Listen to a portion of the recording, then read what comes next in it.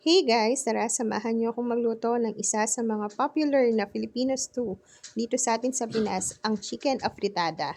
Sa pagluto ng chicken afritada, minamarinate ko muna ang aking meat sa 1/4 lemon at saka 1/4 cup na soy sauce. Kung wala po kayong lemon, pwede po kayong gumamit ng calamansi.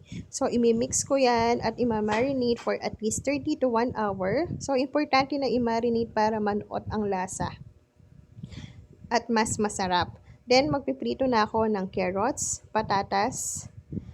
Half cook ko yan. Kapag almost half cook na, maglalagay din ako ng 2 pieces na green pepper na slice ko.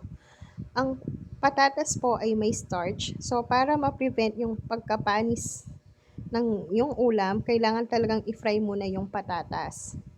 Once na half cook na ang aking veggies, maglalagay ako ng additional 1 tablespoon of cooking oil at saka ko na pipirituhin ang aking manok hanggang maging light brown ito. Ang difference po ng kaldereta sa afritada, afritada from the word fritar means to fry. So, fina-fry muna bago siya stew. Unlike kaldereta, pinapakuluan siya. Then, yung excess marinade sauce kanina, hiniwalay ko. Niluto ko yung chicken into batches. Then, using the same pan, igigisa ko na ang aking mga aromatics, ang bawang at saka sibuyas. After, maglalagay po ako ng 2 tablespoon of unsalted butter. Ito yung magbibigay ng linamnam sa ating chicken afritada.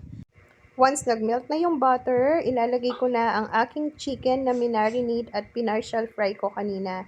Maglalagay din ako ng 2 pieces na laurel leaves, yung excess na marinated sauce, isang 1 piece chicken cube na in-slice ko into 2 pieces, half-cooked carrots and patatas, 200 ml na tomato sauce. Hahaluin ko ng bahagya bago ko ilalagay ang 1 cup of water. Sa recipe na to, pwede din po kayong gumamit ng either pork or beef. So, kung ano po yung mas prefer nyo, yun yung gagamitin nyo.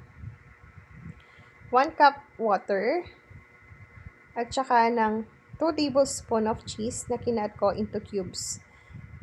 Nilagay ko yung cheese nung medyo nagsisimmer ng bahagya yung aking niluluto. Ngayon, kung melted cheese yung gagamitin nyo, kahit ilagay nyo na lang after 30 minutes nung sinimmer yung afritada. So, after 30 minutes, heto na po yung itsura ng ating chicken afritada. Nagmamantika na siya. Yung itsura pa lang, masarap na. Naglagay din ako ng 3 pieces of red chilies. Optional lang po yung paglagay ng sili. Kung hindi kayo hilig sa maanghang, pwede nyong skip yung procedure na yon. Ilalagay ko na din yung aking half-cooked na green bell pepper. Isisimmer ko lang for about 3 to 5 minutes.